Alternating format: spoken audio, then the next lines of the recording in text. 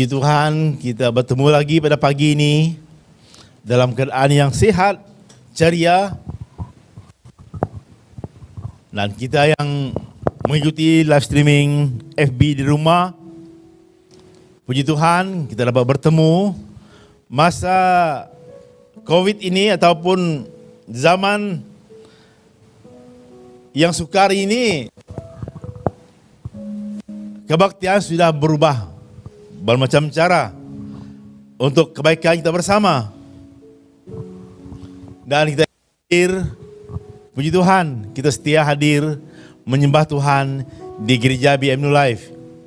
Dan saya, setiap apa yang setelah maklumkan selama ini, saya diberi tanggung jawab untuk gereja lain memaklumkan tentang pelayanan SU, karena sudah confirm bahawa saya akan retire daripada pelayanan Scripture Union hujung tahun ini.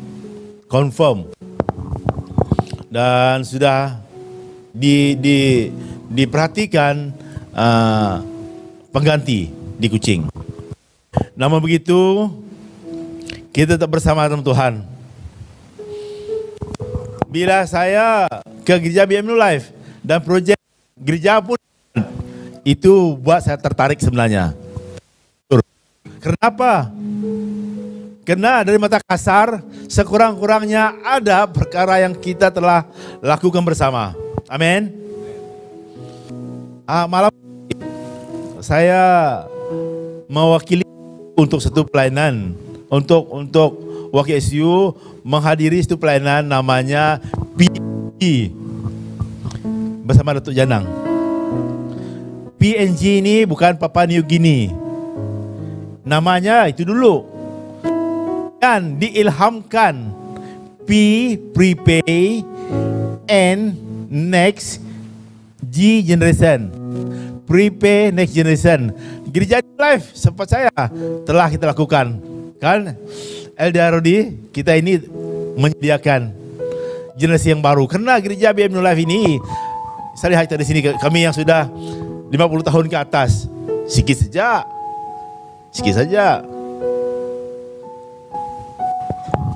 Mula generasi yang baru dan tertarik sangat saya kenyataan itu PNG. Dan ada 2 orang cikgu hadir di sana, tanya saya, pelayanan kita hampir sama.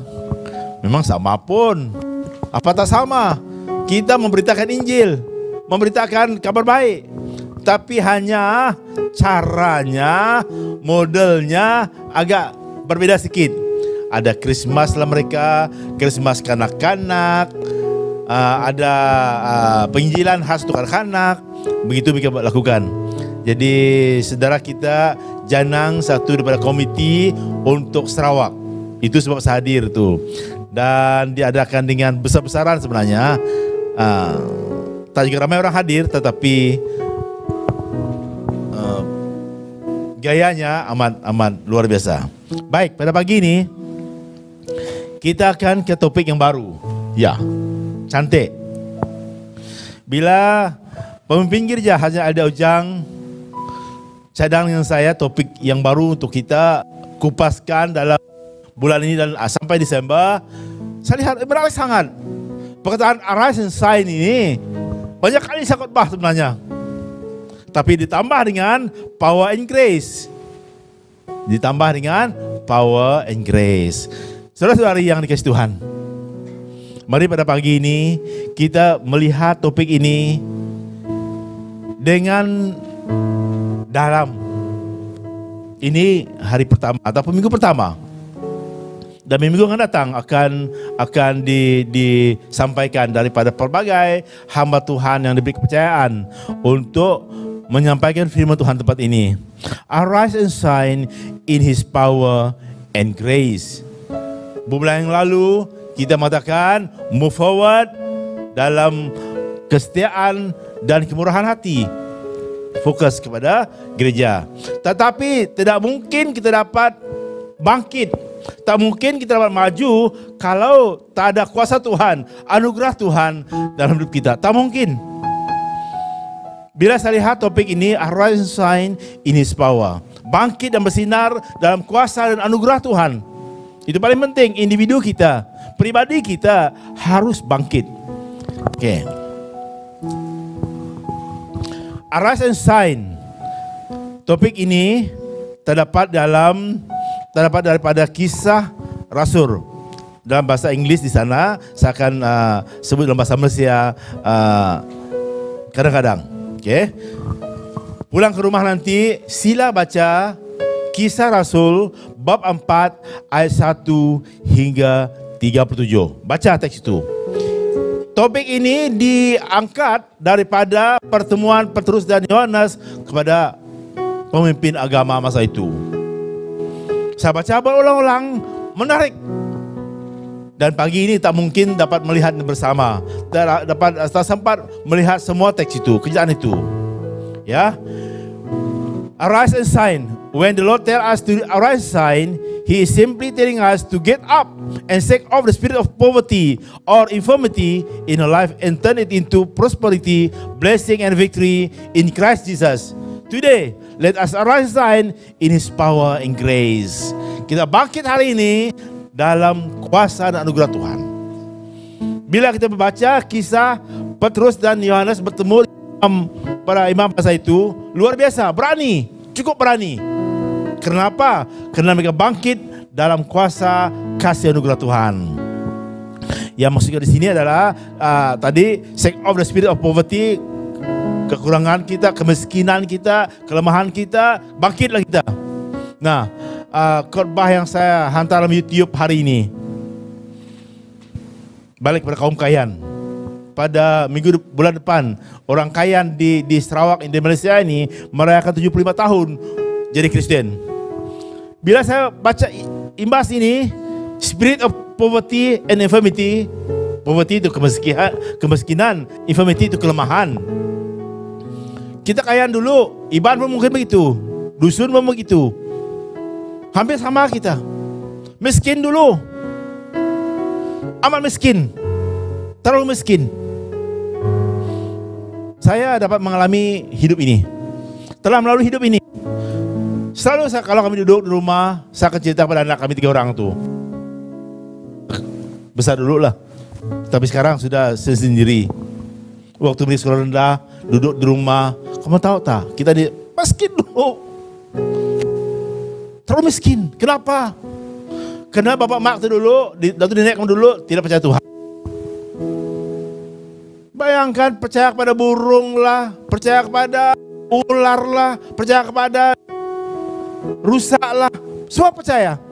Rusak makan, malam pagi takut. Pelik kan? Itulah bila saya lihat perkara ini. Get up and shake off the spirit of poverty. Bangkit kita. Dan saya berdiri di sini pada hari ini dengan penuh yakin bahawa Tuhan yang tersembah hari ini. Kita dapat bangkit daripada kelemahan kita, kemiskinan kita, rohani kita bangkit oleh kerana kuasa Tuhan. Kalau Petrus dan Yohanes dapat begitu, kita pun boleh. Petrus dan Yohanes dalam teks Kisah Rasul ini luar biasa. Kekuatan, keberanian yang mereka miliki. Minggu lalu, ulang tahun ke-50 Sekolah Injil Miri ataupun Mes Miri Evangelical Theological College. Dan saya diberi peluang untuk bersaksi. Ramai orang tak tahu saya pastor, kamu tahu? Kerana saya tidak melayani di sana. Baru akhir ini orang tahu saya nih. Baru-baru akhir ini kena COVID inilah. Kena COVID ini buat YouTube tuh. Kalau tidak orang tak tahu saya pastor. Kena banyak kan gereja BM Sarawak di Miri tahu. Tidak orang tahu saya pastor. Dan saya dipilih untuk mewakili alumni yang lama-lama. Saya tanya, why choose me? Saya bukan pastor dalam gereja BM Sarawak. Saya tidak melayani dalam BM Sarawak sepenuhnya. Dan dia kata, pastor, track hidupmu luar biasa. Rekod hidupmu pastor luar biasa. Tetapi kamu tahu masalahnya, malam itu pengkhotbah itu lama sangat khotbah. Lama sangat khotbah. Kemudian datang yang pengelola nih, Pastor, boleh kamu sikat lagi, sikat saja, kata dia. Oh boleh, saya ini at any time. Kamu suruh sepanjang cerita boleh, pendek 2 minit pun boleh. Saya pergi berdiri. Mika mau hantar benda ini. Oh tak perlu, berdiri depan begini saja. Dan baru Mika tahu, Tuhan yang tersembah itu Tuhan yang luar biasa. Tuhan baik. Sebab apa? Karena kuasa dan anugerah Tuhan. Let us arise this morning. Bangkitlah kita dalam kuasa dan anugerah Tuhan, seperti Petrus dan Yohanes. Ya, yang lain itu kerja rumah kamu. Kisah Rasul 4 ayat 1 hingga 37. Kebaktian doa minggu depan saya seringar. Saya harap semua hadir. Saya akan sebut teks ini. Ingat, saya repeat, pada minggu depan 28 hari bulan, hari Rabu kan? Ya, Rabu ikut doa hari Rabu. Saya akan sebut perkara yang sama, tetapi dalam sudut yang lain dalam teks ini. Kerja rumah kita yang hadir, yang di rumah, yang melihat FB ini, baca Kisah Rasul 4 ayat 1 hingga 37 supaya kita faham bagaimana why Peter and John sangat berani, sangat yakin. Bayangkan mereka lawan saja kepala imam masa itu. Baik, we go one by one. Kisah Rasul 4 ayat 33. Ada di sana tema ini dipetik. Filled by God's power and grace, with great power, and the apostle continue to testify to the resurrection of the Lord Jesus Christ, and God's grace was so powerfully at work in them. Dan dengan kuasa yang besar, Rasul memberi kesaksian tentang kebangkitan Tuhan Yesus Kristus, dan mereka semua hidup dalam kasih karunia yang melimpah. Itu kunci dalam ayat ini ataupun dari topik yang kita ambil. Nah, key verse in Acts chapter 4 verse 12. Kita lihat imbas selalu dulu. Sepintas selalu dulu. Kisah Rasul 4 ayat 12 ataupun Acts chapter 4 verse 12. This is the key verse in Acts. Dalam setiap bab Alkitab, sebagai orang yang pergi sekolah Alkitab, mengajar kitab, setiap ayat ada ayat mas. Seperti dalam Yohanes, ayat masnya Yohanes 3 ayat 16. Ya, begitu yang lain. Ayat mas, the key verse in Acts chapter 4 ialah ini ataupun suruh Acts, Kisah Rasul. Salvation is found in no one else, for there is no other name under heaven given to mankind by which we must be saved. Hanya melalui Yesus Kristus saja orang diselamatkan. Sebab di seluruh dunia ini, di antara manusia tidak ada seorang lain pun yang mendapat dari Allah untuk menyelamatkan kita. Hanya dalam nama Yesus Kristus. Panggil nama Yesus Kristus. Itu sebab keduanya bertemu dengan imam kepala masa itu. Berani betul. Nama Yesus inilah yang menyelamatkan kita. Mereka heran, para imam heran keberanian mereka. Karena Peter atau Petrus dan Yohanes ini orang biasa, orang tidak berpelajaran, tidak pergi sekolah Alkitab, dari nelayan. Terus dipakai Tuhan selepas urapan Tuhan dan turun hidup mereka. Kisah Rasul 4:13. Impact filled by the Holy Spirit. Saya ini sambil ayat yang paling penting dalam Kisah Rasul bab 4. I repeat, pagi ini saya ambil petik beberapa ayat yang paling amat penting yang harus kita pertimbangkan, harus kita ingat tentang kuasa dan anugerah Tuhan. When they saw the courage of Peter and John and realized that they were unschooled, ordinary men, they were astonished, and they took note that these men had been with Jesus. Menarik kan? Lihat, mereka sangat berani. Anggota-anggota sidang pengadilan itu heran melihat keberanian Petrus dan Yohanes. Apalagi mereka tahu bahwa kedua rasul itu adalah orang-orang biasa yang tidak berpendidikan. Lalu mereka sadar bahwa kedua rasul orang-orang yang ikut dengan Yesus. Pagi ini, sesiapa yang ikut Yesus ada power. Amin. Yakin pada diri Anda pada hari ini, yang di rumah pada hari ini, jika Anda seorang yang ikut Yesus, I strongly believe kita ada kuasa. Ada anugerah Tuhan yang kita alami. Kuncinya seperti komen para imam di sini, sedar mengapa mereka berani sangat? Why? Pandai betul bercakap, pandai betul menceritakan tentang kuasa Yesus. Mereka ini sudah bersama Yesus. Orang-orang ini adalah orang-orang yang ikut dengan Yesus. Itu sebabnya kita katakan ikut Yesus selamanya. Bila ikut, ikutlah kita. Saya mendorong kita yang sudah terima Yesus sebagai juru selamat, ikutlah. Tidak rugi ikut Yesus. I repeat, tidak rugi ikut Yesus. Bila saya lihat beberapa orang kita dulu tahun 80-an dulu sembahyang ataupun 90-an, mulailah malas, mulailah tidak mau ke gereja, mulailah ikut kerja yang tidak baik, perbuatan yang tidak sehat. Saya kasihan. Kemarin saya buat record 4 khotbah, belum convert pada YouTube. Saya kata begini, kita ikut Yesus, Tuhan tolong. Orang ikut Yesus, Tuhan tolong. Itu sebabnya satu berciri saya diberi peluang untuk sharing pada ulang tahun ke-50 Match Miri. Bayangkan 600 orang hadir. Saya bersyukur per Tuhan. Kenapa? Ikut Yesus. Pada pagi ini saudara-saudari yang Yesus kasihi, yang melihat live streaming ini, yang ikut FB pada pagi ini, pastikan diri Anda pada hari ini ikut Yesus. Petrus dan Yohanes ikut Yesus. Sangat baik sekali yang pimpin penyembahan. Tuhan menjagaku, Tuhan menyertaiku. As we sing that song just now, terima kasih Tuhan. Sungguh khotbah pada pagi ini, pujian penyembahan pagi selaras dengan khotbah ini. Seperti Petrus dan Yohanes di sini, karena mereka ikut Yesus, mereka berani bercakap, berbahas dengan sidang pengadilan masa itu. Imam, ikut Yesus. Saudara-saudari yang saya kasihi,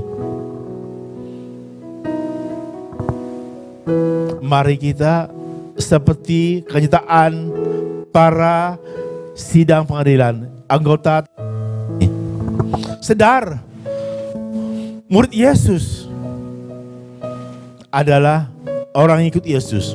Mereka ikut Yesus, kuncinya harus ikut Yesus. Sekali kita ikut Yesus, ikutlah. Yang muda di sini, ramai kita yang muda, Anda yang muda. Saya mau Anda generasi yang muda ini terus ikut Yesus. Lama lagi kamu hidup di, kalau lihat angka lah.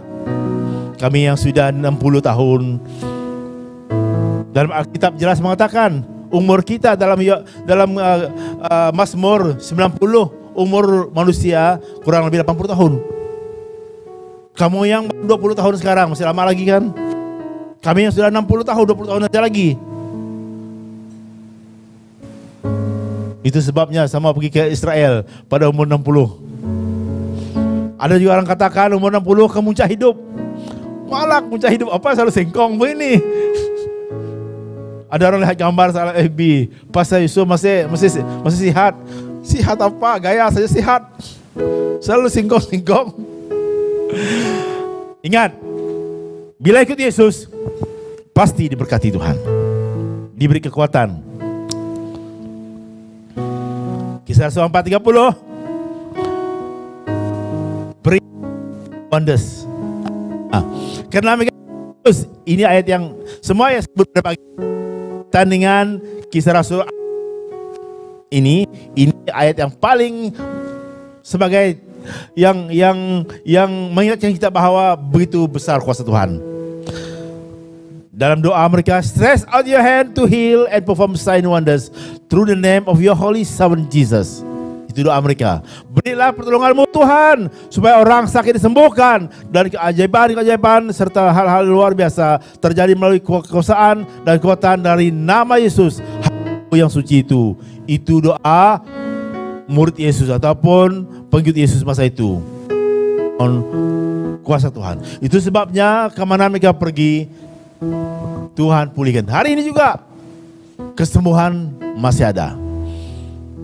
Jadi hari ini saudara-saudari yang saya kasihi dalam Yesus Kristus, kita lihat kuasa Tuhan.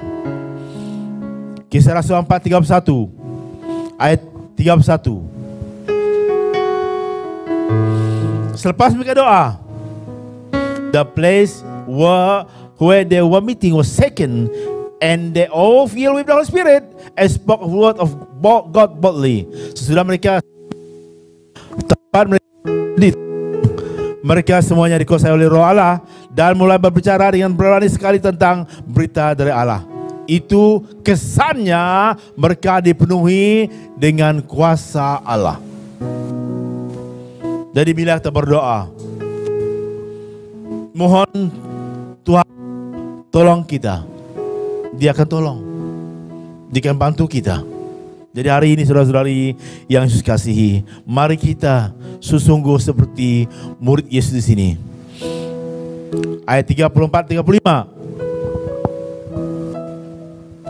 That there was so needy person among them, no needy person, for from his time those who own land or houses sold, brought the money from the sons and put it to feet, and it was to anyone who had need. Dan tidak ada antara mereka yang kekurangan apa-apa, sebab mereka yang memiliki tanah atau rumah menjual tanah dan rumah mereka itu, lalu uang itu, perjualan itu mereka bawa dan mereka serahkan kepada Rasul. Kemudian uang itu dibagikan kepada setiap orang yang memerlukannya. Nah, kunci di sini, di tengah-tengah mereka yang kekurangan,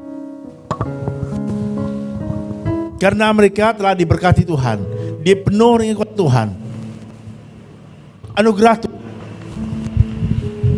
Tidak ada seorang pun dari antara mereka yang kekurangan.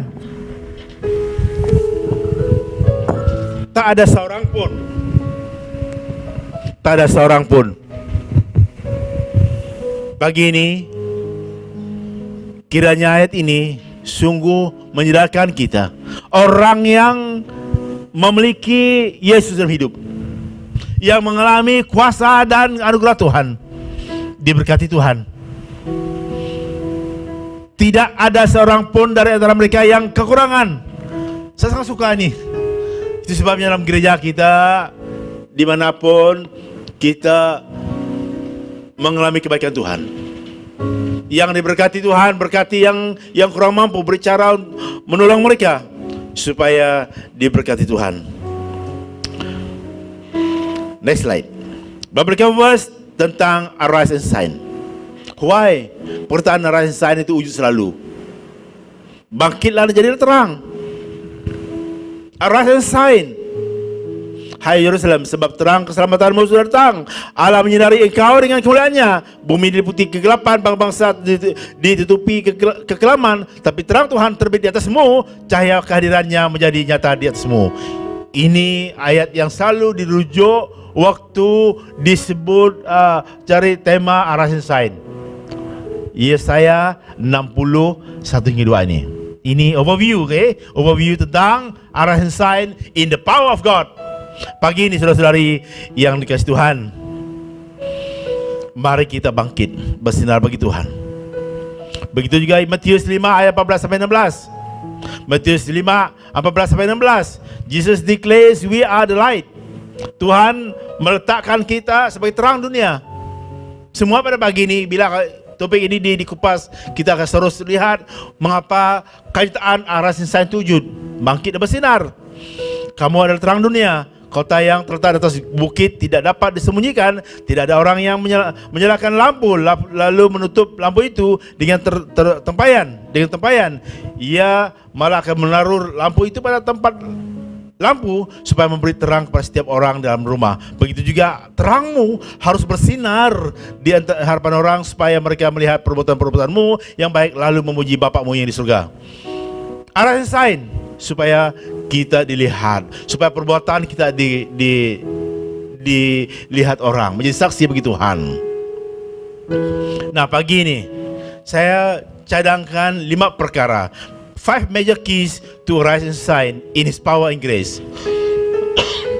Ya, 5 major keys ataupun 5 kunci utama kalau kita mau bangkit dan bersinar bagi Tuhan dalam kuasa Tuhan. Pribadi Anda pada pagi ini harus wujud dalam hati kita. Petrus dan Yohanes memiliki perkara ini. Pagi ini kita lihat. Yang pertama, love God. Yang pertama, you must love God. Kalau mau bangkit dengan kuasa Tuhan, Petrus dan Yohanes dan rekannya, mereka mengasihi Tuhan, berani menentang, berbahas dengan Imam Agung masa itu. Kasih Tuhan Allah dengan sepenuh hatimu. Tunjukkanlah itu dalam cara hidupmu dan dalam perbuatanmu. Kasih Tuhan Allahmu dengan sepenuh hatimu, dengan segenap jiwamu, dengan seluruh akalmu, dan dengan segala kekuatanmu. Itu dalam bahasa perjanjian lama, itu juga perjanjian baru. Love God. Mengasihi Tuhan. Mau bangkit, mau bersinar bagi Tuhan. Kuncinya, we need to love God with all of heart. Petrus dan Yohanes dan rekannya, mereka berani menentang Imam Agung masa itu. Ya, dipenuhi Roh Kudus, tetapi deep in the heart, they love God with all their soul. Love God, mengasihi Tuhan. Yang kedua, kunci yang penting kita lihat dalam kehidupan Petrus dan Yohanes dan rekannya. Mereka mencari Tuhan, seek God. Seek God. Kembalilah kepada Tuhan selama masih dapat, berserulah kepadanya selama ia dekat. Kamu akan mencari aku dan menemui aku, sebab kamu mencari dengan sepenuh hati. Jadi, merujuk ayat ini harus mencari Tuhan. Saya pilih Yesaya 55 ayat 6 ini karena bila kita berseru kepada Tuhan, kita akan dekat kepadanya Tuhan. Dalam doa kita, panggil nama Tuhan, cari Tuhan. Jangan cari Tuhan waktu kita susah saja. Jangan mencari Tuhan waktu kita senang saja.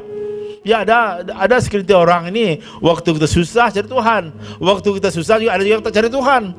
Ada juga orang yang waktu senang cari Tuhan, memuji Tuhan, kita gembira. Ada juga yang terlalu senang lupa Tuhan. Jadi selalunya orang kata begini kan, dia itu tak cari Tuhan waktu dia senang.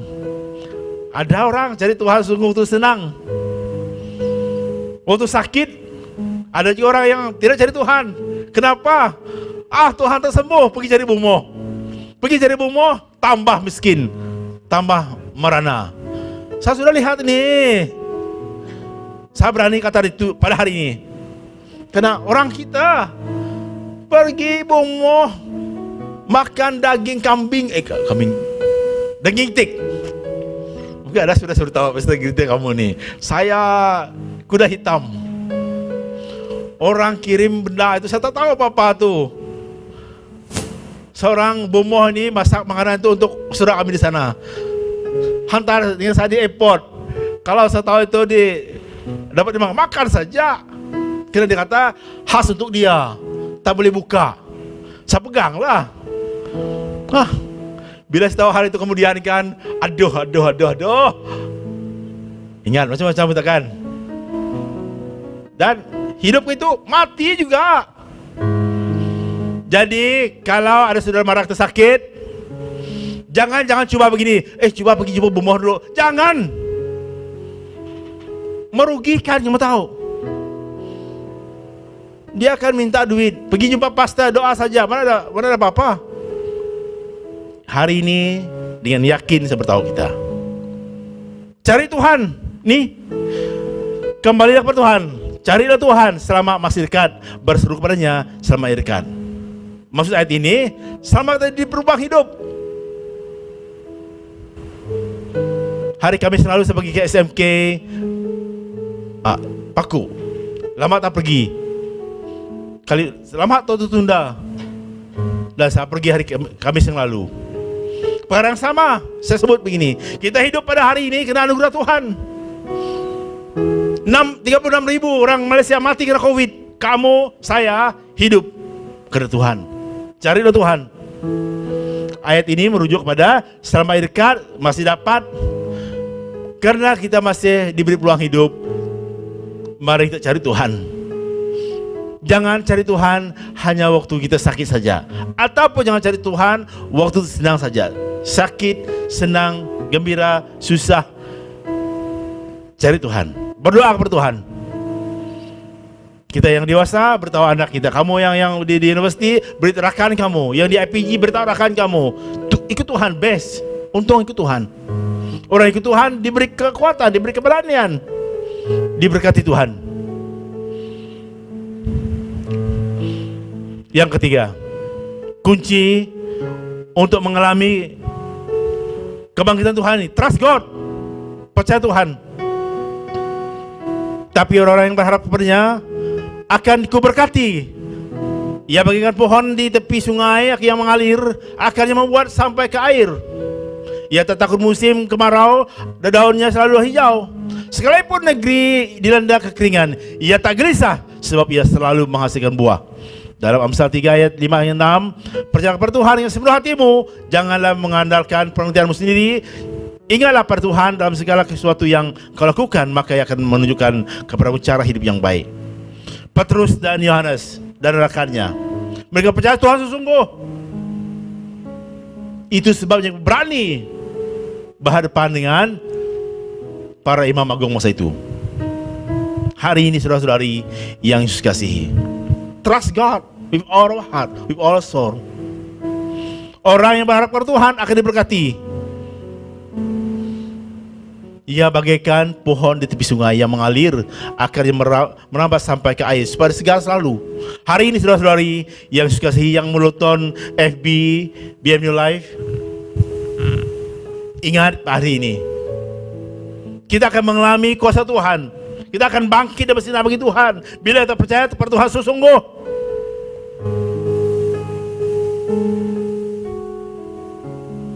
Saya bersyukur di Gereja BM New Life ramai anak muda yang hadir. Kamu merupakan generasi yang dapat memberkati generasi yang seterusnya. Lama peluang kamu menjadi saksi karena kamu dengan Mesias seperti ini. Yang keempat, obey God. Saya buatnya bahasa Inggris karena bahasa Inggris pendek. Gereja BM New Life ini kita ini berbahasa Inggris, ramai yang faham bahasa Inggris. Obey God. Petrus dan Simon, Yohanes betul-betul rajin, betul yakin. Kenapa? Mereka taat kepada Tuhan. Orang yang percaya kepada anak itu akan mendapat hidup sejati dan kekal. Tapi orang yang tidak taat kepada anak itu tidak mendapat hidup. Ia dihukum Allah untuk selamanya. Maka sudah itu ia dijadikan penyelamat yang sempurna, yang menjadi sumber keselamatan yang kekal bagi orang yang taat kepadanya. Ini intinya. If you obey the Lord, kita akan mengalami kuasa Tuhan. Kita akan mengalami kuasa ajaib Tuhan. Jadi taatlah. Seandainya Anda diberi tanggung jawab oleh pemimpin gereja, tugas, apa tugas? Buat. Don't tell me, oh mana Tuhan beritahu saya. Don't tell me pada pagi ini, oh tak ada mimpi Tuhan beritahu saya. Saya dipilih untuk menjadi asa penyambut tetamu. Kalau barisan pemimpin gereja memberi tanggung jawab kepada kita, ingat ini, obey, taat. Dan janjinya Tuhan beri kita hidup kekal. Ibrani 5:9 ini sangat menarik. Sesudah ia menjadikan penyelamat, yaitu Yesus yang sempurna, yang menjadi sumber keselamatan yang kekal bagi semua orang yang taat kepadanya. Hari ini mari kita bertekad taat kepada Tuhan. Yang terakhir, serve God, melayani Tuhan. Inilah kunci yang penting yang diamalkan oleh Petrus dan Yohanes tadi. They serve God. Mereka tinggalkan kehidupan nelayan mereka, memilih untuk melayani Tuhan. Lukas 8:1-3. Saya sangat suka bahagian ayat firman Tuhan ini karena ramai di gereja BMU Life, ramai perempuan, ramai wanita. Tidak lama kemudian Yesus pergi ke kota-kota dan ke kampung untuk memberitakan kabar baik bahwa Allah mulai memerintah sebagai Raja. 12 pengikutnya ikut bersama-sama dia. Begitu juga beberapa wanita yang sudah disembuhkan dari roh jahat dan penyakit. Mereka ialah Maria yang disebut Magdalena, 7 roh jahat yang sudah dikeluarkan daripadanya. Juga Yohana, istri Kuza, pegawai istana Herodes, Susana dan banyak lagi wanita lain. Dengan biaya sendiri mereka membantu Yesus dan pengikut-pengikutnya. Ayat ini memberitahu kita bahwa Anda dapat melayani Tuhan. Wanita dalam teks ini membantu memajukan pelayanan Yesus Kristus masa itu. Jom BMU Life bangkit kita. Seperti dua cikgu tanya semalam tadi. Oh pastor, taklah pastor tengok gereja tu buat, kamu malas saya pergi, saya beritahu projek gereja kita, kamu tahu. Malas saya pergi, gereja BMU Life akan buat satu gereja dekat UiTM. Dekat saja. Itu untuk anak kita lain kali.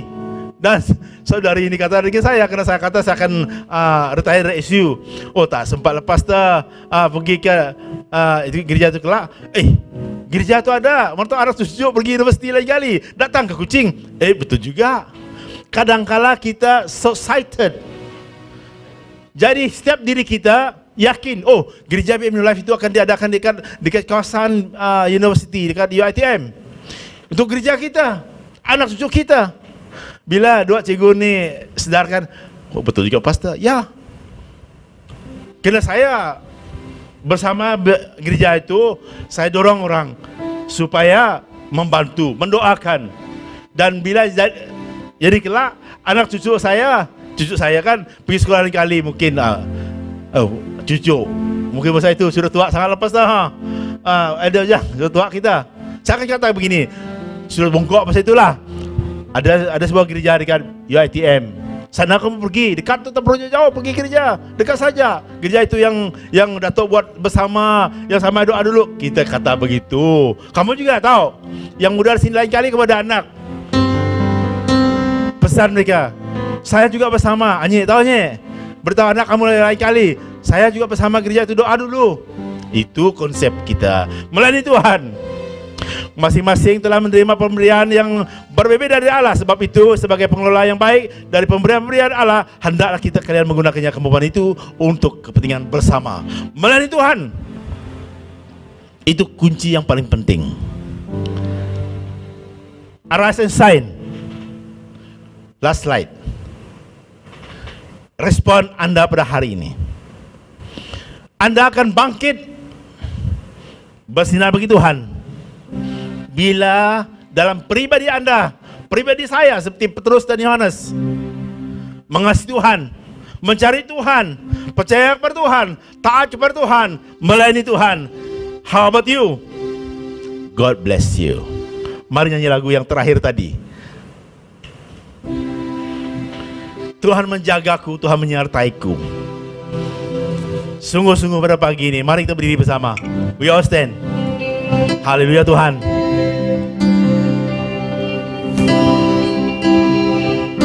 Hidup orang yang bangkit bersinar bagi Tuhan harus mengasihi Tuhan, mencari Tuhan, percaya kepada Tuhan, taat kepada Tuhan, dan melayani Tuhan.